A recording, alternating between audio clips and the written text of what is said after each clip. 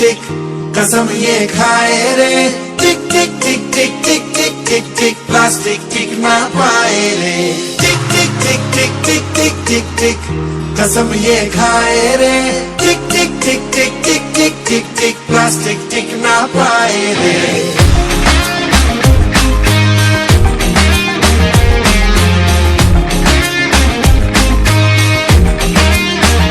अगर सुन लो जो संभले ना हम तो बम ये फट जाएगा, कि बहती सी है नदियां का ये पानी रुक जाएगा।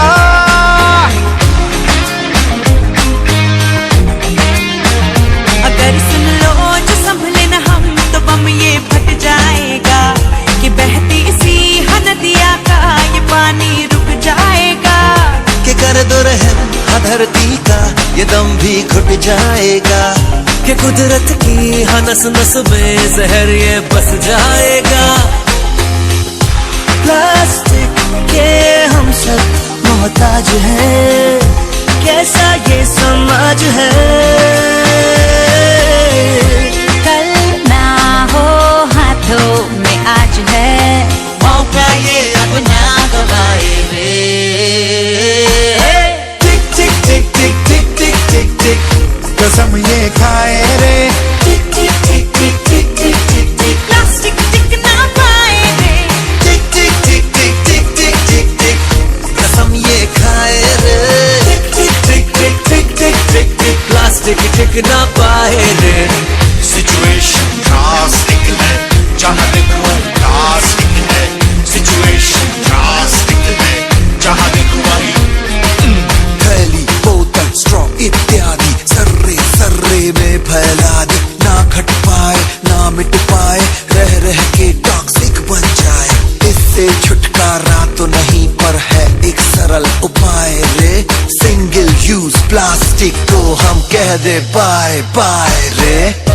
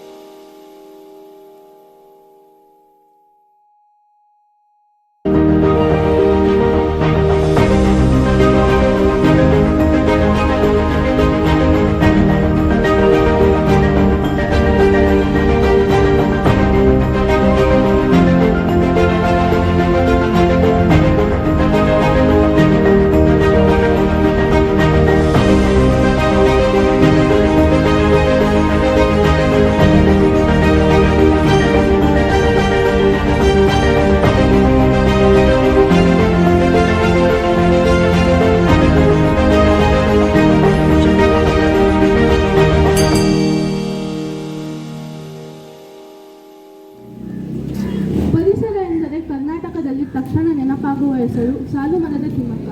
ವೃಕ್ಷಮಾತೆ ಎಂದು ಸಹ ಇವರನ್ನು ಕರೆಯುತ್ತಾರೆ. ಹಲವು ವರ್ಷಗಳ ಹಿಂದೆ ನೂರಾರು ಸಸಿಗಳನ್ನು ನೆಟ್ಟು ಪರಿಸರಕ್ಕೆ ಕೊಡುಗೆ ನೀಡಿರುವ ತಿಮ್ಮಕ್ಕ ತಾವು ನೆಟ್ಟ ಸಸಿಗಳಿಂದಲೇ ಸಾಲುಮರದ ತಿಮ್ಮಕ್ಕ ಎಂಬ ಹೆಸರು ಪಡೆದುಕೊಂಡರು. ತಮಗೆ ಮಕ್ಕಳಿಲ್ಲದ ಕಾರಣಕ್ಕೆ ರಸ್ತೆಯ ಬದಿಯಲ್ಲಿ ಆಲದ ಸಸಿಗಳನ್ನು ನೆಟ್ಟು ಅವುಗಳನ್ನು ಮಕ್ಕಳಂತೆ ಭಾವಿಸಿ ಬೆಳೆಸಿದ ಮಹಾತಾಯಿ. ಇವರಿಗೆ ಇಂದಿರಾ ಪ್ರಿಯದರ್ಶಿನಿ ಪ್ರಶಸ್ತಿ, ವೃಕ್ಷಮಿತ್ರ ಪ್ರಶಸ್ತಿ, ವನಮಾತೆ ಪ್ರಶಸ್ತಿ, ಕರ್ನಾಟಕ ಪರಿಸರ ಪ್ರಶಸ್ತಿ, ಮಹಿಳಾ ರತ್ನ ಪ್ರಶಸ್ತಿ, ನ್ಯಾಷನಲ್ ಸಿಟಿಸನ್ ಪ್ರಶಸ್ತಿ, ರಾಜ್ಯೋತ್ಸವ ಪ್ರಶಸ್ತಿ, ನಾಡೋಜ ಪ್ರಶಸ್ತಿ, ಗಣರಾಜ್ಯೋತ್ಸವ ಸಂದರ್ಭದಲ್ಲಿ ಪದ್ಮಶ್ರೀ ಪ್ರಶಸ್ತಿ, ಕರ್ನಾಟಕ ಕೇಂದ್ರ ವಿಶ್ವವಿದ್ಯಾಲಯದಿಂದ ಗೌರವ ಡಾಕ್ಟರೇಟ್ ಪ್ರಶಸ್ತಿ ಲಭಿಸಿವೆ. ಹೀಗೆ ಸುಮಾರು 20ಕ್ಕೂ ಹೆಚ್ಚು ಪ್ರಶಸ್ತಿಗಳು ಲಭಿಸಿವೆ. 110ನೇ ವಯಸ್ಸಿನಲ್ಲಿಯೂ ತಿಮ್ಮಕ್ಕ ಅವರು ತಮ್ಮ ಆರೋಗ್ಯದ ಸಮಸ್ಯೆಗಳ ನಡುವೆಯೂ ಪರಿಸರ ಸಂರಕ್ಷಣೆಯ ಕಾರ್ಯದಲ್ಲಿ ಸಕ್ರಿಯವಾಗಿ ಭಾಗವಹಿಸುತ್ತಿದ್ದಾರೆ.